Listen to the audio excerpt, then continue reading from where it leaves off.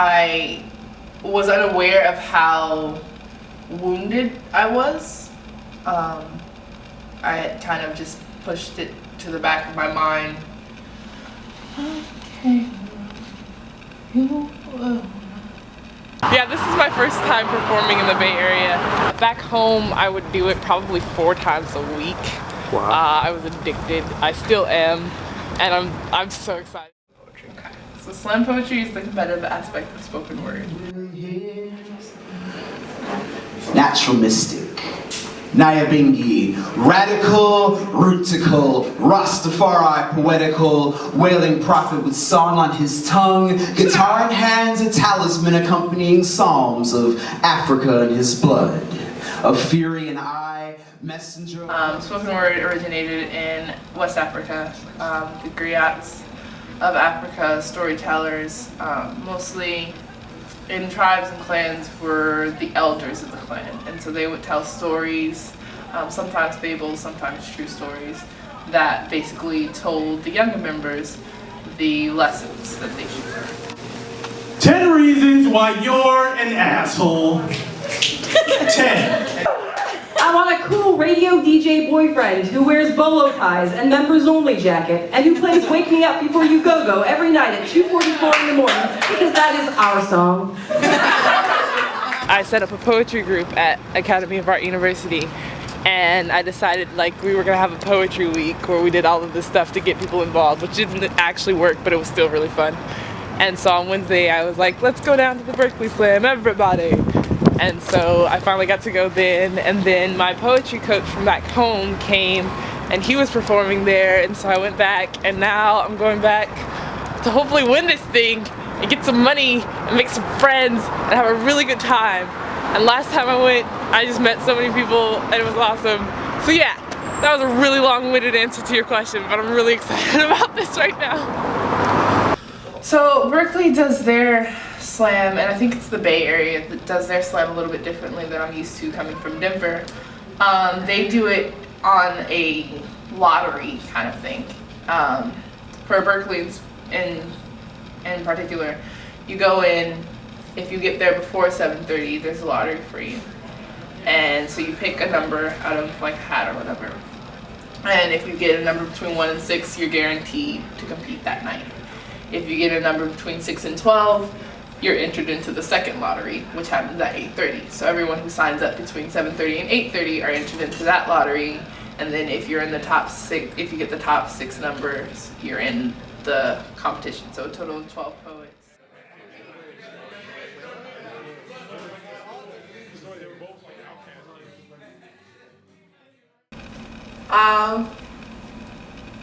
It's huge. Like, you meet the greatest people, and the funny thing is, it's not that only great people are in the slam poetry community. It's that you're free to be yourself, so you get to see the greatness in other people. Whereas, you know, in other places in the world, people are kind of, you know, in their shell. They have walls, so you don't get to see them for the amazing human beings that they are. But in slam poetry, it's such an open place, you know, it's all about vulnerability, so you get to see the masterpiece of a human being, of having flaws and, you know, and love and caring about people. So really, it's just the mere fact that it's a place where you can totally be yourself and lay down every burden, every secret you've ever had, and have someone be like, wow, you're beautiful for that. Dreams that my brother will return from the dead, as if he will somehow solve my parents' problems instead. Instead, they're still drowning as I manage to surface, holding my blue, skinny, dead brother in my arms, getting heavy as if this is my purpose. And that's how everyone is, and you can't, it's contagious. You can't be in that community, in that space, without accepting that and becoming that. And so that's why it is such a strong community, because once you've seen someone for everything that they try to hide, you know, there's not really a way to leave that. You have a bond no matter what after that point. So. I don't know how to How you feeling? Nervous, very nervous. I like, those are all really dope poets. And I was in the circle with them. I'm really nervous. Oh, but it's gonna be fun. I'm so glad that I made it though, because I was really nervous about that draw.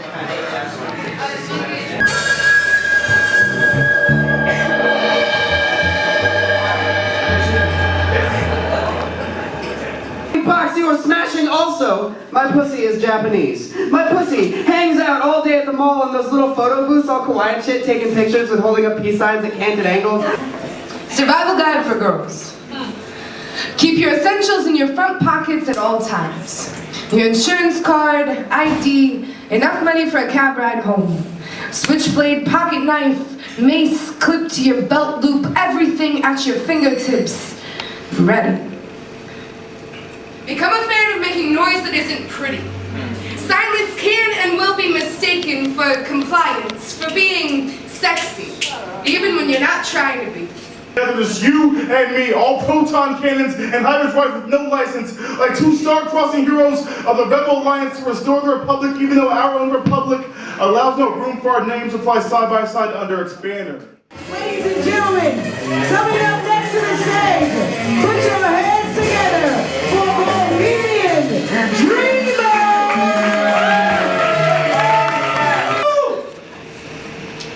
On our first date, when I showed you my chastity necklace, you asked me, why would anyone ever choose to be celibate? My answer is as follows. In the months leading up to my wedding, there will be much debate about honeymoons in Fiji or escaping to the Virgin Islands, but we will settle for the fortress of our own home. And while most couples need but one night to consummate their love, I ask that you do not try and contact me for at least 7 days.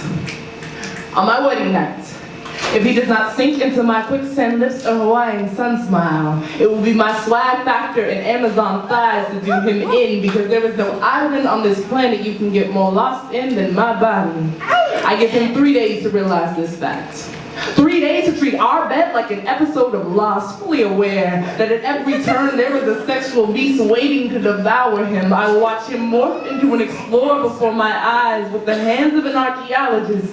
He will treat my body like an ancient temple, because he will know at the sight of it that nothing was more carefully constructed. His mere breath on my ears will curve my neck, arch my back, and curl my toes. And when I beg his name, he will tell me to be patient.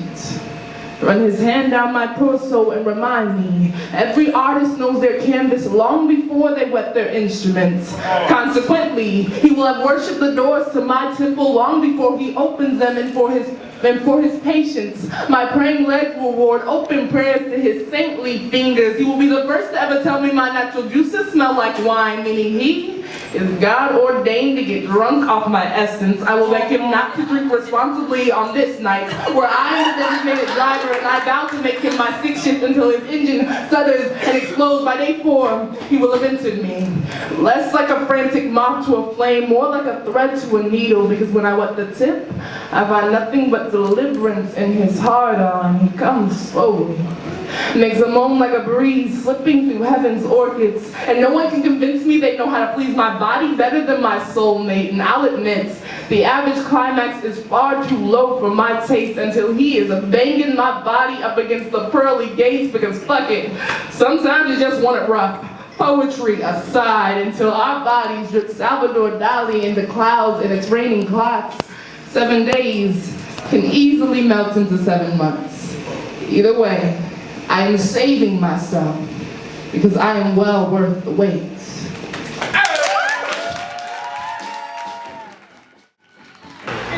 Tell us what happened tonight.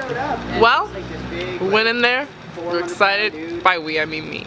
I went in there and I was excited, and I was really, the whole time I was really worried. Like, when we drew the numbers, I was really worried that I wasn't gonna get into the top 6, and I was just really worrying. And then it started, and it was like, poetry is back in my life. Like, it's just been so long since I've been around slam poets, and and that was amazing. I have never ever been that nervous though. Like, and I'm gonna tell you guys straight up, I've been in front of like 2,000 people. I've been on national television doing poetry. You know, like I've done poetry in front of tons of people.